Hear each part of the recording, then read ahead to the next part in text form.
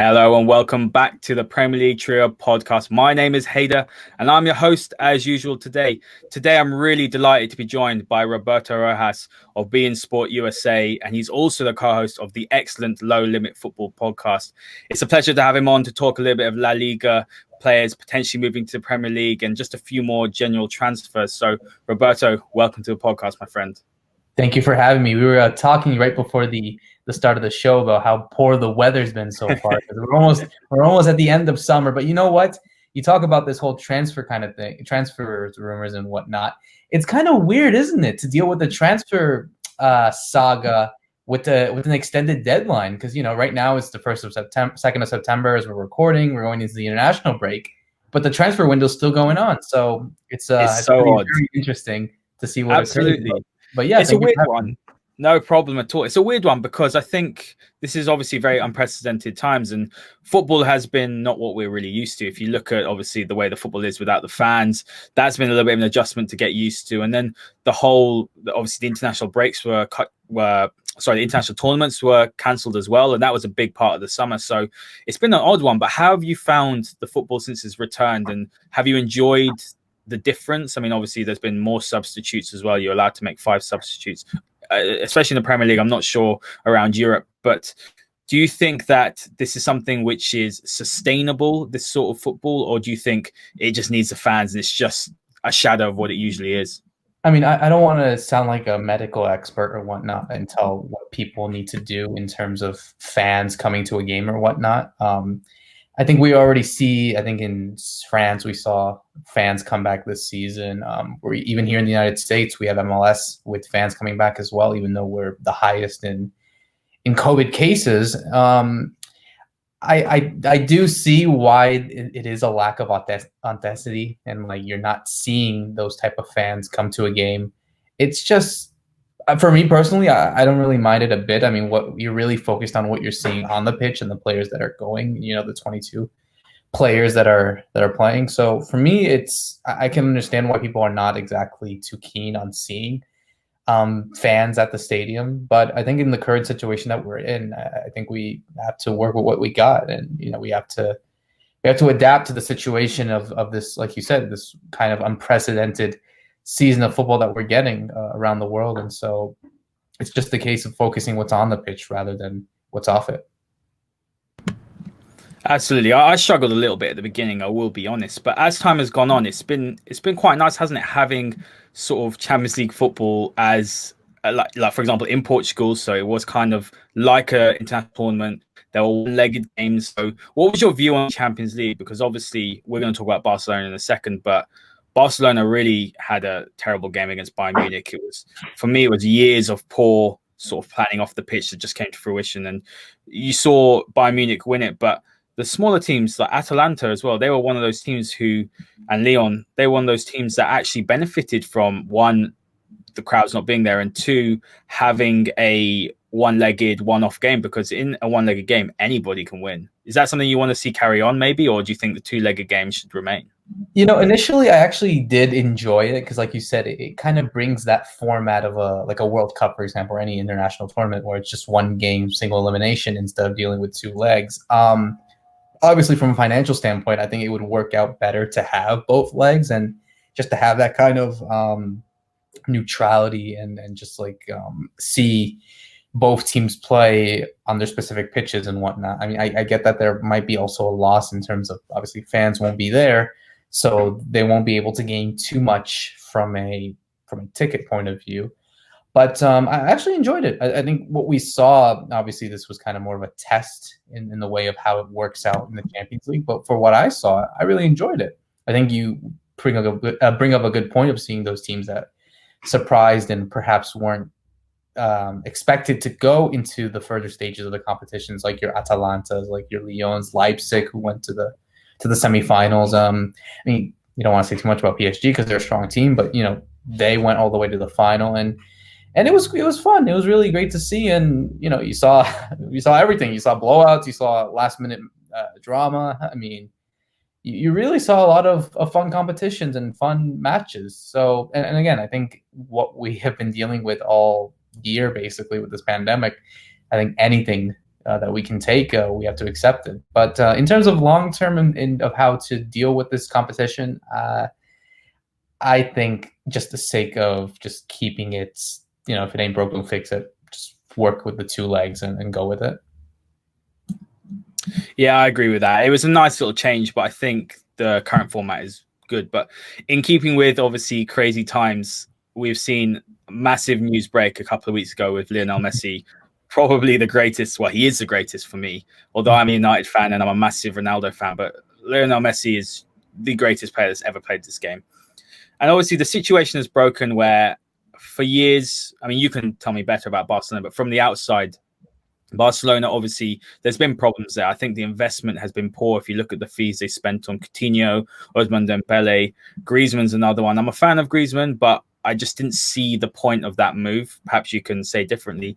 And I think perhaps the most crazy situation ever that Messi wants to leave is something that none of us thought would happen. And look, there's been a lot of reports that Ronald Koeman has said to Messi that, look, you've got to toe the line with everyone else.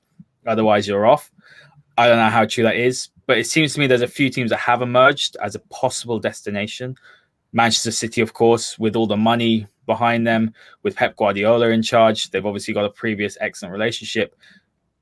Do you think that that's a realistic move this summer? And is Messi actually serious about moving? Or is it just simply he wants the president, Bartomeu, to go? Because I know obviously there's a few tensions there and he just wants to run the show as he usually does. Or is this actually goodbye Messi?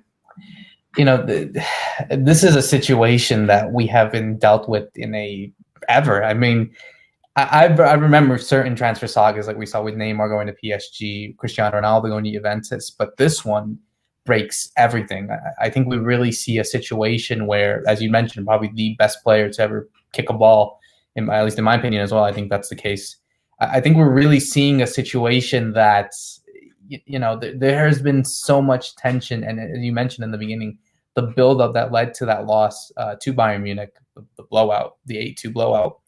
I think this is just the huge catalyst of what's been going on. I think what we've seen from Barcelona, it's been now 5 years since their last Champions League win, where you see a team who traditionally, at least during their glory years in the late 2000s and early 2010s, being that kind of model team, Messi and Club more than a team, and not focusing on what they've done at La Masia, for example. The fact that they feel uncertain in the face of change, the pressure and the fear of losing, which we've seen with their eliminations in the Champions Leagues to like Roma, Liverpool, Bayern as well. I mean, it's just been a huge mess. I think for Messi, it's, I think he'll always be considered the best player to ever play in Barcelona. I think you have to gain that respect, and you have to understand that,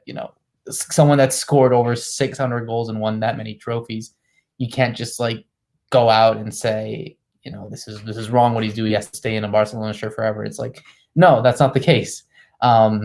I think while he has the opportunity still at the young age that not young, but at least at the age that he's at 33 years old, maybe he needs that challenge. I mean, we've kind of always debated about what Messi would do playing in a different league, even though we've seen him play in only one shirt for the last 15 years. Again, the situation is so complex. I mean, the contract clause scenario is something that both parties are trying to understand. The party of Barcelona is saying that, this clause is still there, and that, if Messi does need to leave, then the clubs that are interested need to pay that $700 million release clause.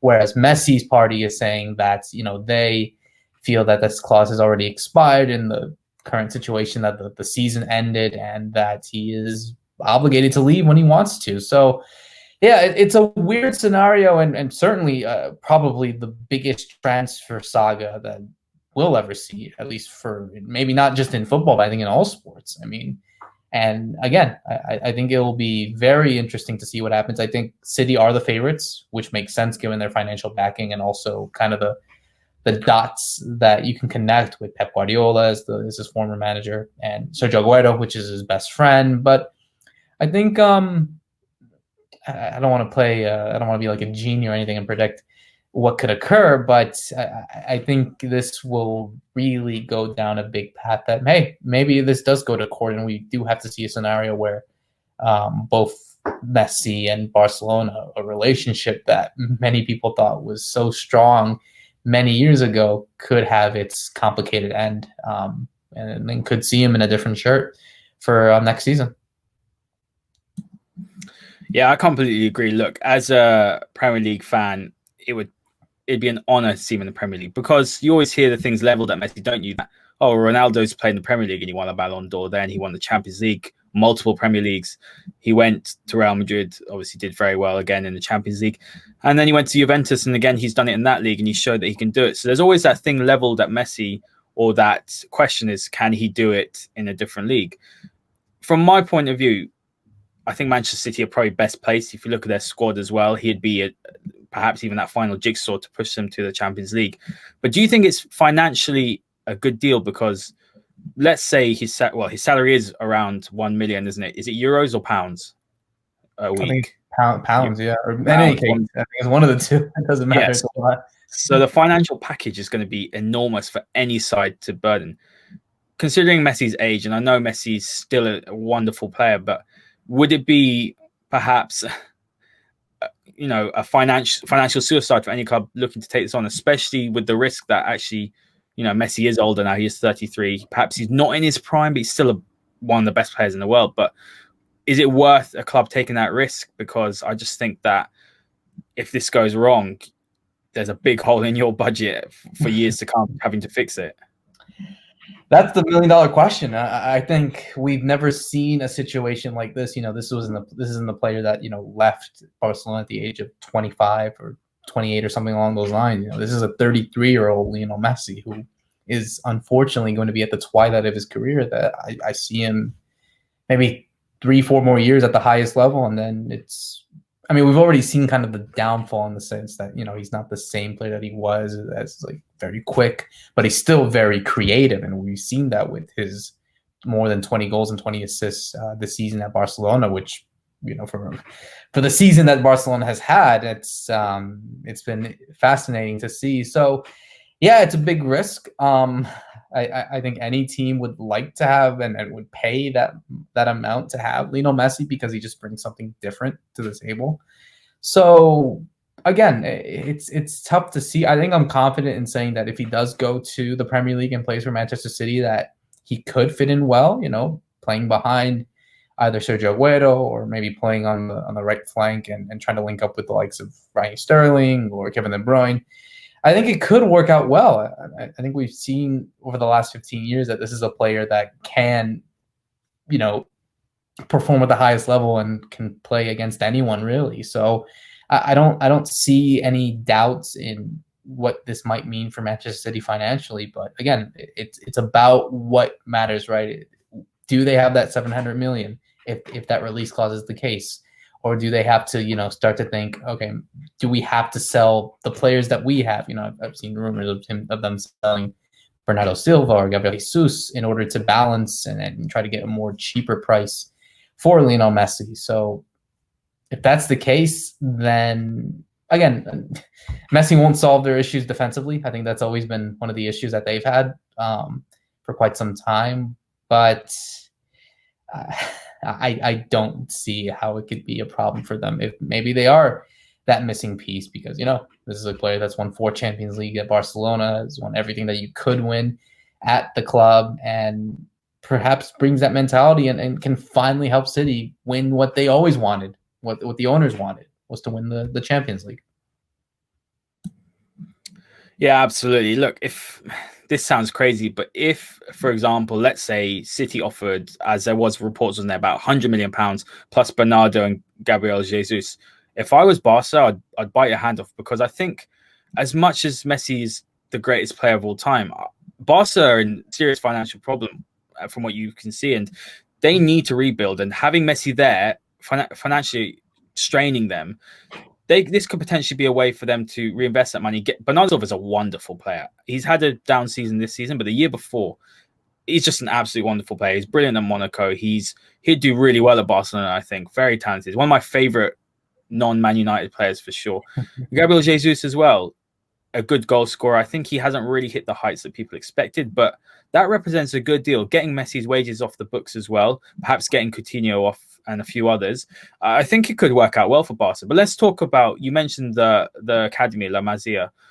What's happened to it? Because Barca were famed for it, obviously. You saw some incredible players come through in the sort of, like you said, during the Pep Guardiola era. And it seems to me that that talent's dried up, and Barcelona were famed on that. That was something that they were proud of, and they seem to have strayed from their, I would say, possibly their values a little bit, and they haven't really, done what the Barcelona way, I would say. So what's happened there, and is there any players coming through that actually are quite exciting for Barcelona in the future?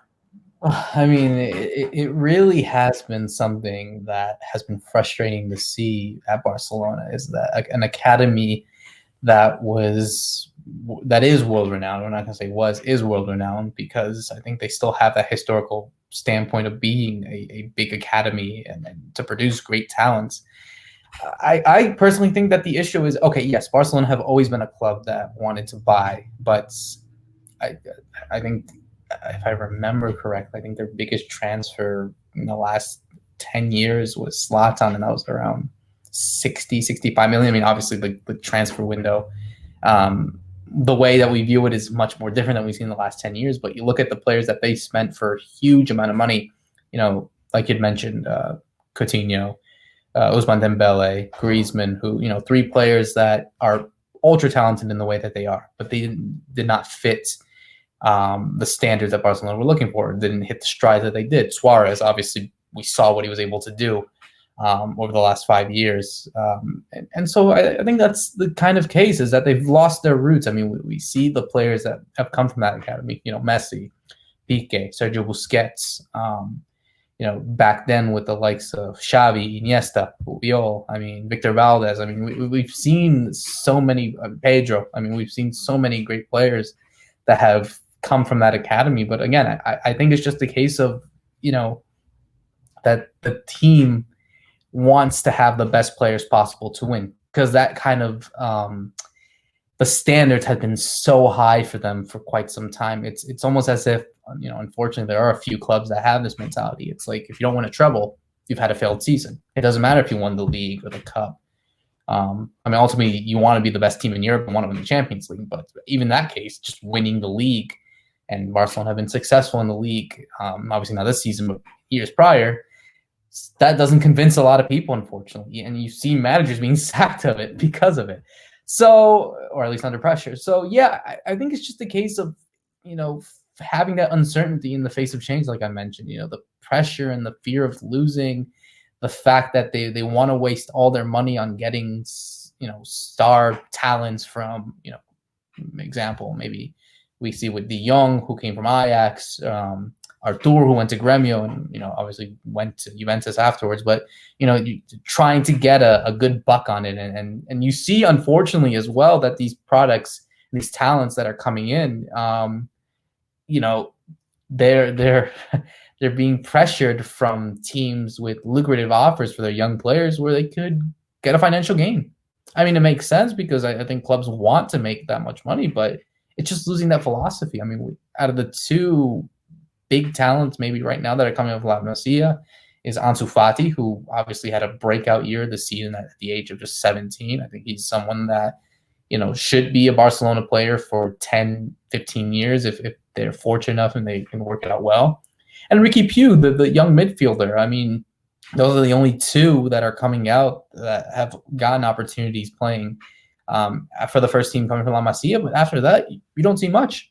And I think this has been something that has been going on for quite some time. When they've won all the Champions League and La Ligas and all the titles that they've done, they've forgotten their roots, and they've forgotten what made them successful. So I think it's more just looking at it more from a financial gain, rather than just like focusing on the philosophy that made them successful in the first place, because it's been renowned since the days of Cruyff as a manager in the 90s, and it's worked its way up for multiple decades. And I think they've lost it.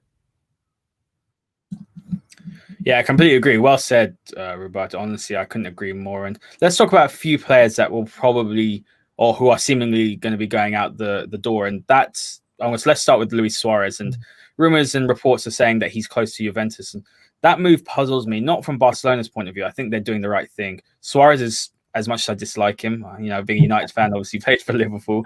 I dislike him, but no one can argue he's probably been up there with the best strikers in the past decade. He's been a wonderful addition, a great player, and I do think perhaps the fact that him and Messi are best friends, that does have an impact for whether Messi wants to stay or not.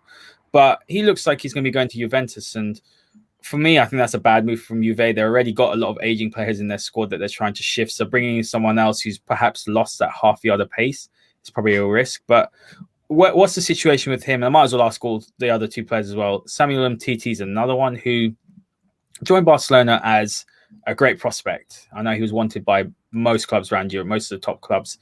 Injuries have not been kind to him, unfortunately, and he hasn't really developed as a player that everyone hoped he would be. So are there any rumors that he will be also facing an exit? And Philippe Coutinho, as you mentioned before, that's another strange one. Coutinho reminds me of James Rodriguez, and we'll talk about him later on.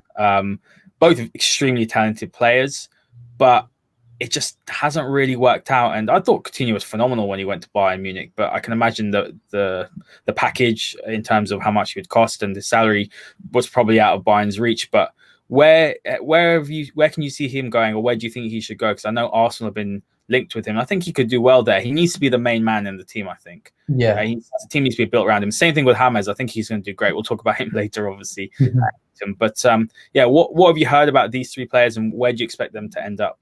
So actually, I'll go to Suarez real quick, but it's actually kind of fascinating. I think you'll find this a bit funny that the three main Uruguayan strikers over the last, I'll say 5-10 years, Luis Suarez is a player that probably has no future at Barcelona right now, even though Koeman wants him to leave and feels like there's nothing for him. But before I get to that, you have to also mention that Edinson Cavani, is a free agent as well at PSG, and Diego Forlan, who obviously played for Manchester United and it was the manager of Peñarol in Uruguay, has lost his job. So you have three players that are technically free agents at the point. The three main Uruguayan strikers over the last 10, 15 years are all are all free agents right now. And all world class as well. What players? Definitely. So going back to Suarez, I mean, again, it's a similar situation. I mean, it's not the biggest situation when you compare it to Messi, because I think Messi offers you a lot more, despite them being the same age. But with Suarez, it's interesting. I mean, I think I agree. He definitely has lost his pace and his effectivity. He's a brilliant player and is considered one of the greatest strikers of this generation over the last 10 years. I think he's earned his right as one of them. But I think, we look at what they're trying to look back and try to fix this kind of renewal of the Barcelona side. We mentioned someone like Gabriel Jesus, who could come in to replace him. For the moment, Suarez does not want to leave Barcelona, even though Koeman and the rest want him to. If they want to cancel his contract so that he could be a free agent, I think they have to pay like 14 million euros or something along those lines. But we do see interest from teams like Juve and even Liverpool. Going to the Juve scenario, again, you do bring up a good point about those wages. I don't know how much Suarez makes, but I'm certainly convinced it's a lot. And do Juve have that, trying to balance the books with already the money that they have for the likes of Ronaldo or Dybala and many others? I mean, obviously Juventus are going through their own kind of renovation of players, Gonzalo Higuain leaving, Matuidi leaving, possibly Sami Khedira as well. I mean, we're starting to see that, but do Juve really want to go that route? Do they really want to focus with two strikers? I mean, brilliant strikers in the way of Cristiano Ronaldo and Luis Suarez, but again, look at their age. Ronaldo is 35, Suarez is 33. If they really want to be a team, and I'm sure Andrea Pirlo will focus on that even more, they really want to be a team that can be competitive and not renovate as much as they used to for a couple of years, then they can have these type of players.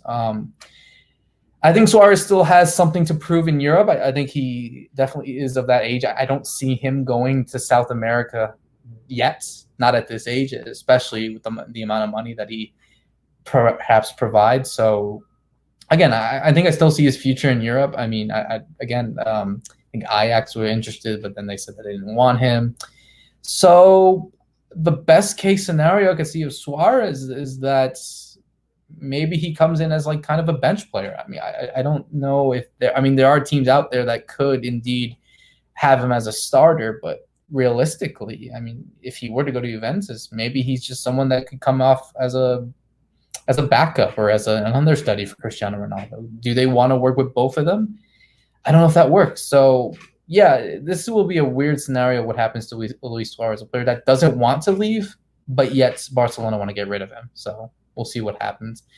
Samuel Umtiti is an interesting one as well. I think he was very fortunate to be someone that I guess had a decent career. You know, he won the World Cup in 2018 and was considered one of the best center backs in the world.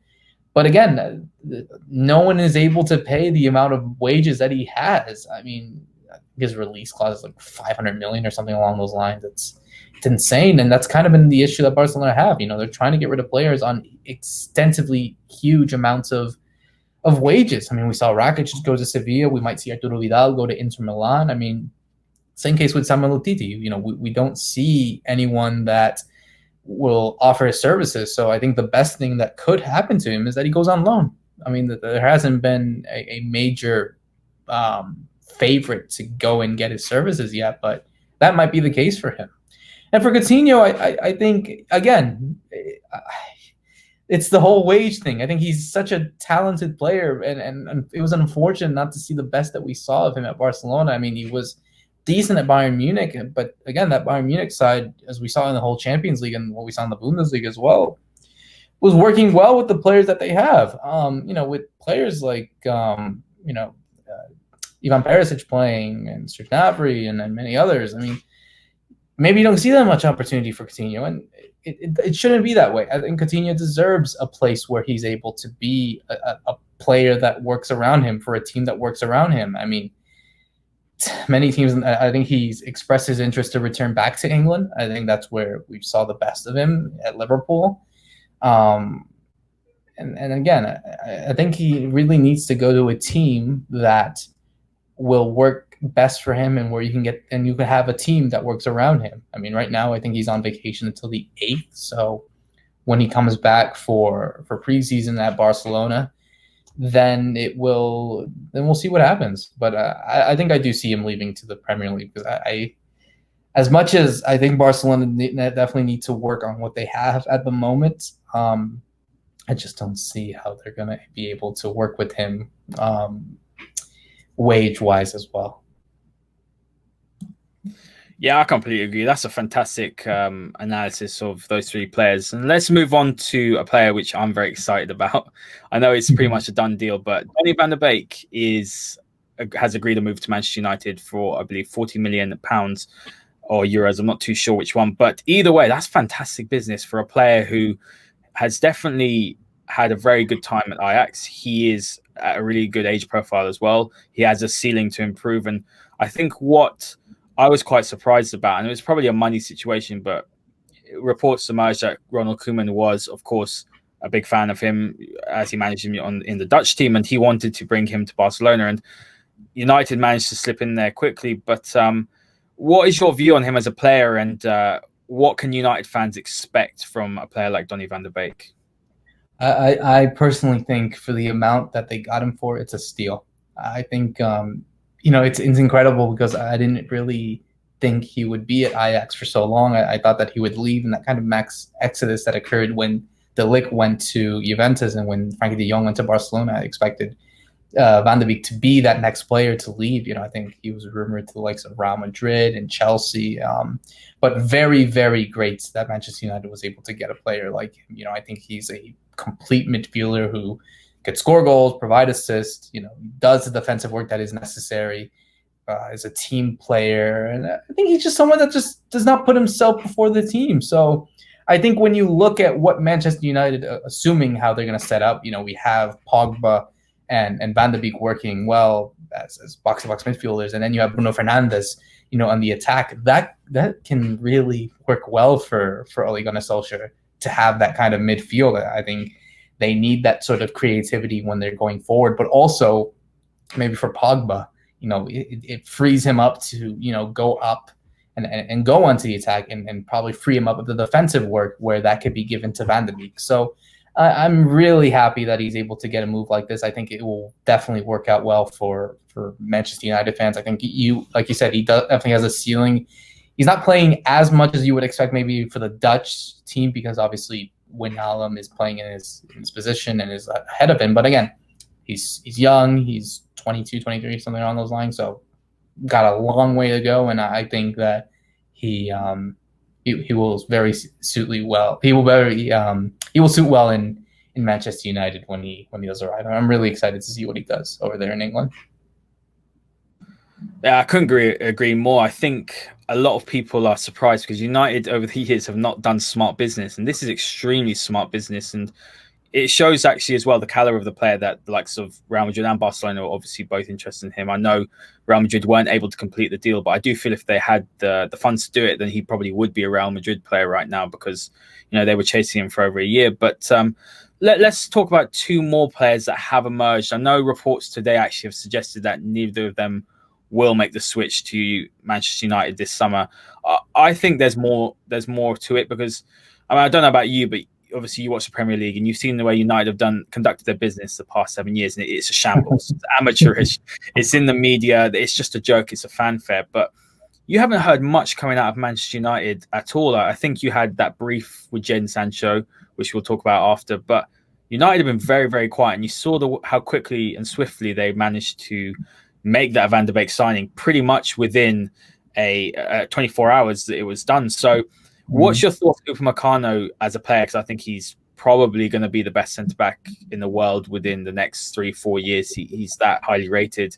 And at the price obviously quoted, I know there's a release clause next season of around 43 million euros. But if United go in now, they go relatively unchallenged for probably one of the best young talents about. And the other player is Thiago. For me, wonderful player. A player that I just don't understand why Barcelona aren't bringing back, especially for the price being quoted.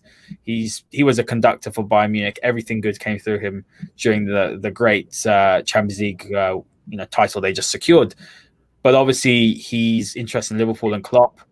He wants to play for Klopp, but the money is a problem for Liverpool. So can you see a case where United stump up the money where Liverpool can't for Thiago? And do you expect Upamecano to move this summer? Do you think next year he'll leave and probably someone like Bayern Munich will probably pick him up for a very, very reasonable price for a great centre-back? I think going back to Upamecano, I think he really is a player that I've been really impressed with watching him at Leipzig. I think he's someone that, is a very incredibly aggressive center back. I think he's someone that can frequently step out of the back line to pressure opponents and win the ball back higher up the pitch. I think that I've seen that in the matches that he's had against Atletico Madrid and even against Tottenham as well in the round of 16, and even obviously seeing week in, week out in the Bundesliga under Nagelsmann. So I think he really is a player that, again, I think he extended his contract recently, and I think they are open to talks with clubs. I personally would like to see him go to the Premier League. I think going to Manchester United, maybe kind of helps them with that midfield and to pair alongside Harry Maguire as well. This is obviously going to bash the player that Harry Maguire is, because I think he is a talented player, even though he's not perfect. And I think he will be criticized because of the high amounts that he was given when he arrived from Leicester. But I think we do see someone that I feel that could indeed stay for one more season at Leipzig, just to see what he can do. I mean, obviously that they still have the Bundesliga, the Champions League. I think they could still compete in some shape. I'm sure they have some sort of influx in money now with the transfer of Timo Werner, for example. And I think I think we see a player that, if Manchester United do get him, I think it is a steal, because I think this is someone that is, like you said, considered maybe one of the best young center backs in the world right now. I think we've seen many young center backs flourishing and coming up all across the world. I think if they are able to get someone like him, then wow, that would be good business for Manchester United. And like you said, they haven't done that much great business with their transfers in recent years. So maybe they're starting to come back to their senses, and like, we need to compete. We need to show the world that why we are the club that we are, and get those players that are exciting, like Van de Beek, like we mentioned, and Upamecano, if they do get him. And for Thiago, it's another weird one.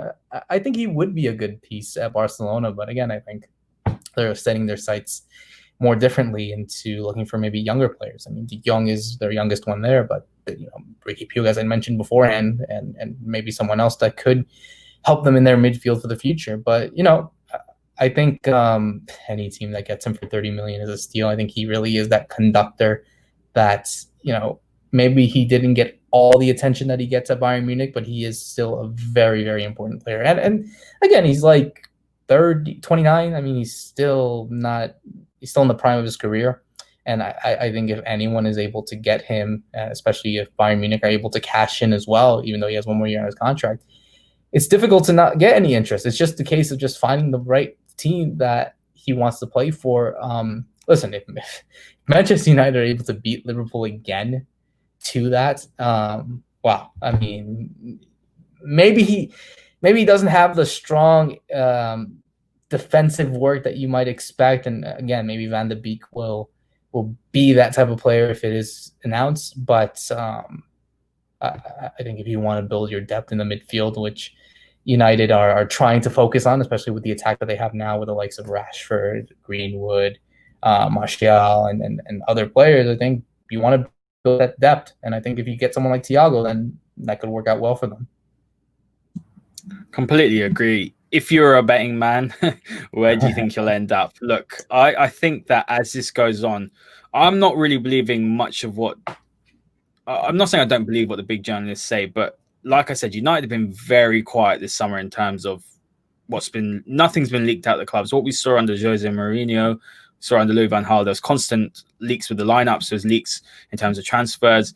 It was just a circus. But what you're seeing actually is United are very quiet about their business. We'll talk about Sancho in a minute, because obviously that's the big saga that's going on. But if you had to be a betting man, as time goes on, and let's say Barcelona don't buy Wijnaldum like the reports are that they want, but they don't want to pay the £18 million fee. Surely if Liverpool can't afford him, United just going to snatch in. I mean, do you expect that to happen, or do you still think that Liverpool will find a way to bring in Thiago? I think so.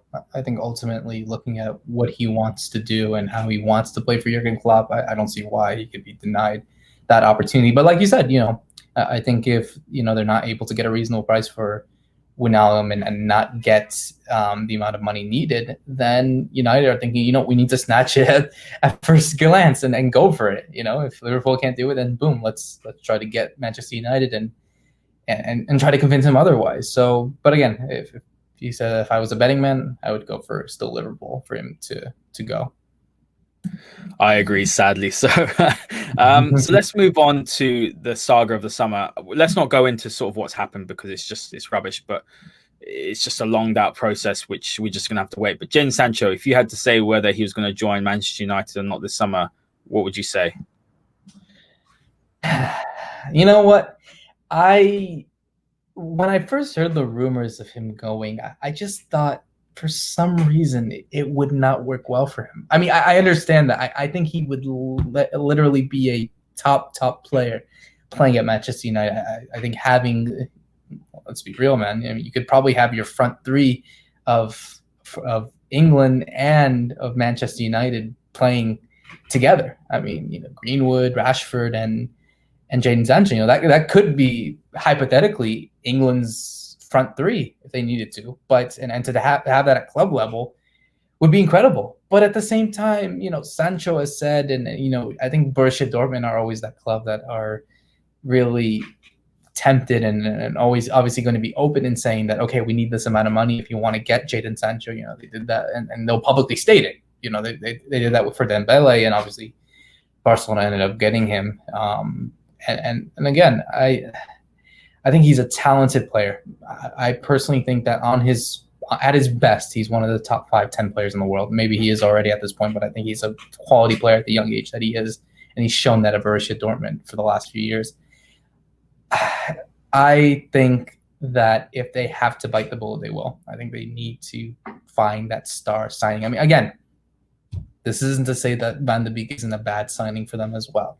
But I think when you look at what United are trying to do, they have their aspirations of doing something in the Premier League. I mean, I'm not going to say that they're clear favorites right now, but they could obviously crack a dent and compete, like the likes to Liverpool or City and Chelsea as well. And in the Champions League, I mean, they have their history, they have their tradition, and they want to do something. They want to win.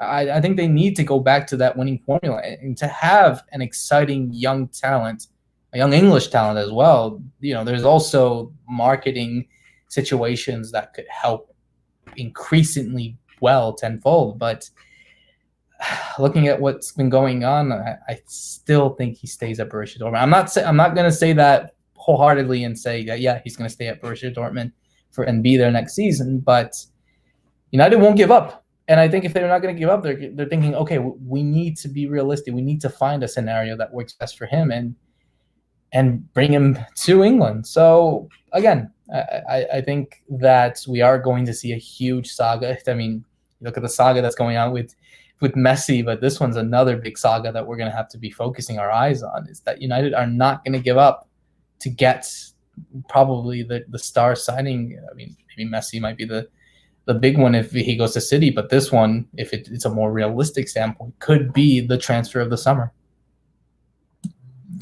Completely agree. For me, it's a now and never signing. Upamecano is another one, which is a now and never signing. Two absolutely excellent players already at such a young, tender age, but who will be the best in their positions for years to come. And with a relatively free run at both of them, if United can stump up the money. The issue there is completely just the financial situation. I've done a few podcasts on it, but United just don't have the same business model as, say, a Chelsea with a very rich owner, but also Chelsea are phenomenally good at selling their players, whereas United, as we've seen from the past, they don't sell their players for big amounts. So while they have some money to spend, not much is coming in terms of player sales. The wages are high. But for me, if United don't sign Jadon Sancho now, they'll never sign him and they'll regret it. But let's move on to another target. And you watch, obviously, La Liga, so you can actually tell the listeners and myself a lot more about him, because I've seen a little bit of Pau Torres, and he's very highly rated. He's had a good season at Villarreal. And look, United probably can't afford the release clause, which I believe is about 50 to 60 million euros. But from what we've read, and he fits the profile for United in terms of that left-sided centre-back, very cultured on the ball, very good passer, reads the game very, very well. I think there are doubts from some United fans that perhaps his pace is a problem. And when, as you said about Maguire, has his qualities, but his biggest deficiency is his lack of pace and mobility. And that's why the Lindelof-Maguire partnership has not worked. United really needs someone who's much more athletic. So tell me a bit more about Pau Torres as a player. And do you expect him to make a big move in the future? Probably not this window, but later on.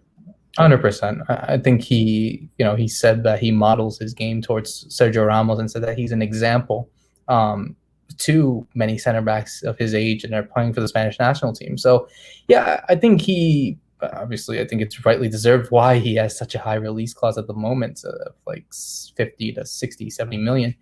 But I really like him. I think he really is someone that is more of a clean. I mean, he can be aggressive if he needs to, but I think he's really a big physical presence. Isn't a player that likes to tackle a lot. And you mentioned, he works on that left-hand sided of the two center backs. So being left-footed, he could provide balance in his build-up and then the construction of plays. I think he's able to pass the ball into perhaps a left back or a left midfielder on a stronger foot. And that means that the ball can be played out faster from the back, which makes him more comfortable, I think, in possession-based football, especially in high-pressure situations. So I think that if he does come, or to any team that really wants him, I think he will provide a lot to a center-back pairing, that whatever team that gets him, I think he can really fit those roles. So I think he is up there for a huge potential. I think he proved his presence at Villarreal at such a young age, and I think that he's worth the hype. I think he really is a player that I've seen quite some time at watching Villarreal play. I'm really excited that if he does make that next move, that I think the team that gets him won't regret it. Absolutely. From what I've seen of him, he's excellent on the ball, and with the way that the modern centre back is required to play, that ball playing ability is so important, especially with a lot of teams playing out the back, and having that calmness and vision is very, very important. So I definitely want to watch out for sure. I think for me, look, when you've got Maguire's 80 million, unfortunately, I don't rate him as anywhere near a top bracket centre back. I think he's a good centre back. Unfortunately, his fee is something which he gets judged by. But if you could have a Torres and a Upamecano centre back pairing, I think that would just work absolutely wonderfully. But then I'm living in fantasy football world, so let's move on. Let's talk about Valencia, because I think Valencia is one of those clubs which is. I've loved the place, Valencia. It's beautiful. I've been there many times, but it's a club which is very prestigious in its own right. Obviously, back with Rafa Benitez, they won those La Liga titles. They've always produced excellent talent. And what you're seeing over there at the moment is very sad to see in terms of the financial problems. We're not going to talk about Rodrigo, I think, because obviously he's close to the move. But one player I did want to talk about was Maxi Gomez, because I know he was linked to United in January. We got Igalo in the end, so I'm not sure that's a move that's going to happen. But talk to me about the situation, because they've lost some very good players for Coquelin and Dani Parejo for very, very small fees. And it's so sad to see what's going on there. And what's their future going to be like? Because it doesn't look very promising. And just let listeners know a bit more about Maxi Gomez, what sort of player he is, and would he be a good fit in the Premier League?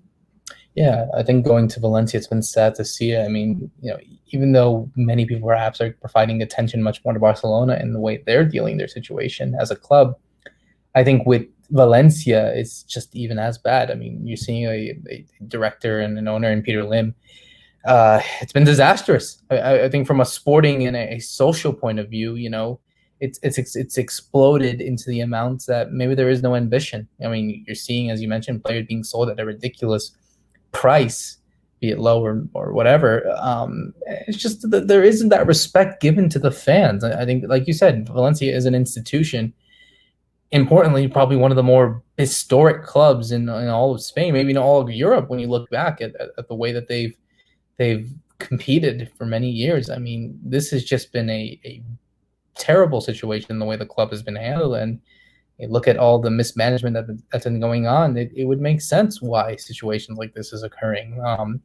Going into what Maxi Gomez, for example, I mean, again, that's a player that they got from Celta. And again, he's a talented young striker. I see him as Uruguay's main striker when Suárez and Cavani are done for the next 10 years. I think he's big, he's strong, he's kind of that aggressive force up front. And, this isn't just United trying to get him. I think Barcelona want him as well. And it would make sense because, they're trying to find that Suárez replacement. We had mentioned the likes of Gabriel Jesus possibly going to from Manchester City. Even if we're not going to mention him, but Lautaro Martinez, who was a player that was hugely linked from leaving Inter Milan to go to Barcelona. I think if they can get Maxi Gomez for a reasonably good price, then hopefully that Valencia are able to capitalize on that. Because that's the thing. I think that's been the main issue is that, you mentioned the likes of Dani Parejo, leaving to go to Villarreal, Coquelin as well. That did not end well for the Valencia fans to see that. So again, I think if they're and Rodrigo obviously possibly going to Leeds United. So again, if they are able to fix this in some way, they need to find the players that they have and get them for a reasonable amount of price, because that's something. And again, they have young talent coming up as well. I mean, Guy is a player in the defense that I think is very, very exciting to watch. So this isn't to say that they don't have anything, but if Valencia want to compete and do something domestically, or hell, even compete for the La Liga title, they definitely need to try to find that amount of money and fees and to capitalize it as best as they can. Yeah, I completely agree. It's just a sad state of affairs. You think about the players that have come through, namely back in sort of I would say, obviously late 2000s, early 2010s, you had David Villa, David Silva, Juan Mata. Two of those have gone on to have phenomenal careers in the Premier League. It's a very, very sad state of affairs. And Peter Lim, as an owner, I think has a lot to answer for. But let's move on to one player in particular who was on loan at Sevilla, obviously from Real Madrid, and that's Reguilon, the left back.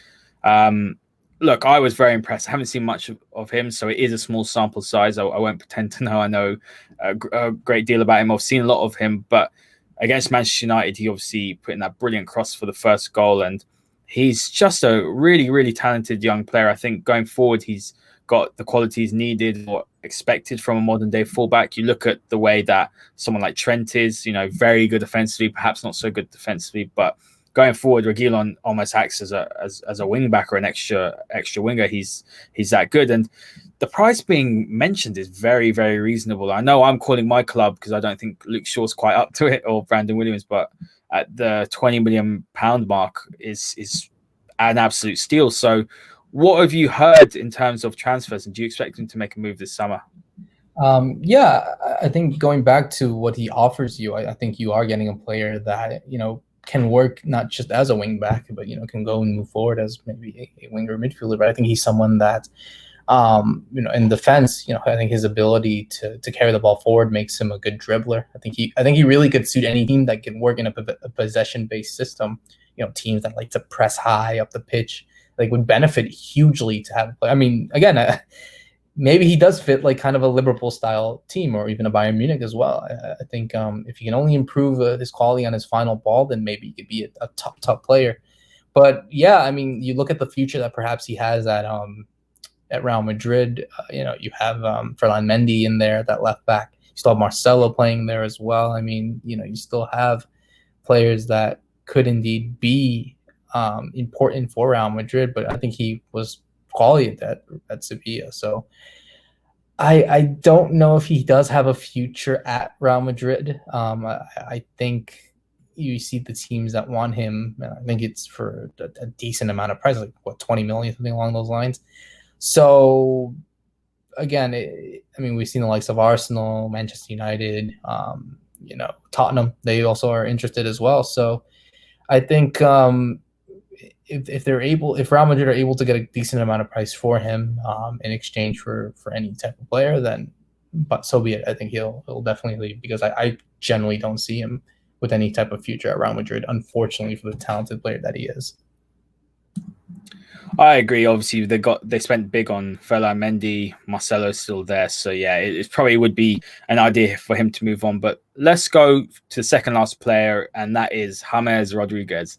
So I spoke to a Colombian journalist the other day. We were talking about James, and he was glowing of James as a player, incredibly talented. I think most people would accept that, and he's been a wonder kid. I remember him at Porto, and I know United will link with him. I really wanted us to sign him. Then he moved to Monaco, which was obviously quite a strange move, I think. But given the sort of project they got over there, I can understand it. And had a fantastic World Cup. Obviously, the goal, the most famous goal, and he was just the star of that World Cup, the breakout star. And he rightly got his big move to Real Madrid, and hasn't really worked out. But if you look at his numbers, his goals and assists, it's very good. Like, it's better than some of the players that have played more than him, but he seems to have not really been the flavor of the month with a few managers. And obviously he went to Bayern Munich, had a good spell there. From what this journalist said, he said that Bayern wanted to keep him, but unfortunately they just couldn't sort things out. But surprisingly, now he's at Everton. I think Ancelotti was one of those managers that obviously did get a lot out of him. Where does he fit in at Everton? Because Ancelotti likes 4-4-2, and when I look at it, I don't see James as explosive and direct enough to be a winger or quick enough. And likewise, I don't think he's got the defensive, I would say probably desire. I wouldn't say capability, because I think anyone can be decent defensively if they work at it. But I don't see him, especially in the Premier League, a league very, very quick and dynamic and physical, that he would be a liability in a two-man midfield. So I see him probably more as a second striker, perhaps behind Richarlison. Yeah. But tell me more about what you think of him as a player, and should Everton fans be excited? Because I think he could potentially be one of the signings of the summer. 100%. 100%. I think I will agree with that Colombian journalist that you spoke. I think he's a talented player. I think, ever since he came to Europe, I think he's averaged like a goal or assist in every 95 minutes of football that he's played. And when you compare it to players in the Premier League, only the likes of Kevin De Bruyne, Silva, Pogba, Ozil, I mean, they're not even close, but obviously De Bruyne is. So again, this is a talented player. I think he's really someone that Everton fans should be super excited to get. I think he was able to show, even though it wasn't for quite some time, I think he was able to show what he was able to do at Real Madrid under Carlo Ancelotti, even at Bayern as well. At times, I think he's someone that can really offer out definitely a lot more than what Everton has. That's for sure. So again, I think that he would work best as a second striker, as a 10, where he obviously will be his best position. So working behind someone like Richarlison, and I think he can really do a good job at Everton. I think he can really be, maybe as you mentioned, maybe be one of the signings of the summer, because he's such a talented player, and he's not old either. I mean, he's still relatively a young player and still in his prime, and so we need, similar to what we'd mentioned for Thiago, for example. I mean, we need a player that can work around him. A team that can work around him, where he could be the conductor of the attack and work forward. So again, I think if Everton are going to get him, I think they hit the jackpot on that one, because I think he's a talented player, and then obviously needs somewhere where he could be the main star and flourish without having to deal with so many stars, if we want to put in the correct term. So if he does make this move to Everton, I think it will benefit him 100%. Absolutely. I just want to see him playing regularly again, enjoying his football, because he's too good a player to be being shipped out on loan every season. And, it's difficult, isn't it? Because you think about it, he's at Real Madrid and then he gets shifted to Barcelona. He's got to play there. And, it's just different cultures and adapting. And it's just difficult. But I just want to see him playing, because he was one of my favorite players for a long, long time. And I just want to see him happy. And I hope Carlo can get him. United fans would like to have him on that team. Well, that's the thing. A lot of United fans, I mean, this is a question that gets posed a lot. And every summer it seems we're linked to James. And I look at the squad, I'm happy we've got Van der Beek. I'm not so sure Van der Beek and sort of Pogba, Bruno midfield works against bigger sides. I think you need a Matic there with more defensive, sort of cover and things like that. But if we didn't buy Van der Beek, I'd be saying, yes, bring in James as an option to. But then he needs to play regularly. That's the thing. Going to United, it'll be like, not as much like Real, but there are stars there. There's Pogba, there's Bruno, there's other players there who are obviously, he would just be another player. So I would love to have an option like him off the bench. He could probably even play off the right. You'd be an asset. Got a good dead ball. He's got good set pieces. But I think Everton's perfect, because he will be the main man. And if they brought Alan in from Napoli, if they bring in Doucouré as well, that's a really good midfield behind him. So that's the defensive side sorted out, because I don't think that's something he's good at. But we'll see what happens. But Roberto, let's move on to the last player. And that's Andreas Pereira, a player that's obviously seems to be on his way out at Manchester United. And he's a very curious case, because when he was in the academy, he was one of those players that I was just so excited to see break into Man United's first team. He was a step above, a head and shoulders above everyone else. He was excellent on the ball. He had great technique. He was scoring goals left, right, and centre. Then he went on a few loans, and I know when he was on loan, I believe he went to Granada, didn't he? And he went to Valencia. He did well there. I think there was obviously a bit of maybe disagreement on what his best position was. He played on the wing a lot. Obviously at United, he's played as sort of a number 10 or attacking midfielder. But I've always thought he's got talent. He's got good feet. He's got good technique. He strikes the ball well. But when he plays for United, and this is going to sound very, very harsh, and maybe you will disagree, but his decision making is too slow. His head is just like too slow to play in the Premier League. He's gets caught on the ball. I don't know whether it's a confidence thing, whether he's just more suited to a league where you have more time on the ball. I don't know what it is, but I think he does need to go and play, because there is some talent there. But what's your view on him as a player? And do you agree that he should probably just be going back to perhaps Spain or Portugal and go and play in a league which works better for his qualities? Yeah, I think so. Again, I think the pressure of playing for Manchester United, it can get to you. It can really get to you, because there's just so much expectations. This isn't to say that Andreas Pereira isn't a Manchester United quality player. But again, what we saw at the likes of him playing in Spain, where, again, it can be fast-paced if it wants to, but, you have players that have time on the ball. And I think he's very talented. He has definitely the technique possible to play in multiple positions as a midfielder. But yeah, I think when you look at also just what they're trying to bring in, I mean, Van der Beek would mention, Bruno Fernandes, Pogba. I mean, where are you going to get the opportunities? I mean, this isn't to say that Pereira failed in the opportunities that he's gotten, but I think he really does need that kind of place where he doesn't have that much pressure, where, again, this isn't to discredit what Granada and Valencia offered him, but just needs him to just be free and for him to do what he needs to do. And we saw that in what he was able to do in Spain. So I think for the sake of his career, I mean, he's still young. He's like 23 or something, 24. If he's able to go where he can just be himself and try to rejuvenate his career a bit more, then that can help him long term. And I mean, I'm not going to go out and say that if you go somewhere and United have to deal with more situations in their midfield, and you see Andreas Pereira balling that out with multiple assists at, like, just a random example, like Athletic Bilbao or something. Well, that's not a good example, but you get my point. Like, so, a club of that stature, then they're going to be like, oh man, why did we get rid of him when we needed him when we need him now? So yeah, I think just because of the scenario that he's in and just the pressure that brings to him, that Manchester United, that he needs somewhere he could be free and for him to flourish as the player that he is. Completely agree. I think it's one of those cases. We've seen top players fail at United, haven't we? We've seen Angel Di Maria really struggle to settle in. I don't think he ever wanted to move, but there's so many top players. Varane was another one. So many players who have struggled. Depay, we've seen other players who have flourished elsewhere, and that's got a lot to do with United as well. I think the setup. I think the setup is not correct over the past 7 years. We're starting to move towards something better. But Roberto, that's it for today. And honestly, it's been an absolute pleasure. I could talk, football with you all day long. Tell the listeners where they can find your podcast, and we'll chuck obviously your handle at the end. But where can they find your podcast, and what have you got any more exciting projects coming up? Thank you again, man. I really appreciate it for having me. It was really good to flourish and to go into everything that's going on in the world of football. But yeah, as you mentioned, you can follow me at Roberto Rojas 97. That's the Twitter handle that I follow. You're mostly at my podcast, Low Limit Futbol. Just one word, Low Limit Futbol. You can find it there on Twitter. Obviously, at the time of recording, we're about to have our 7th anniversary show coming up. Wow. It's hard to believe that.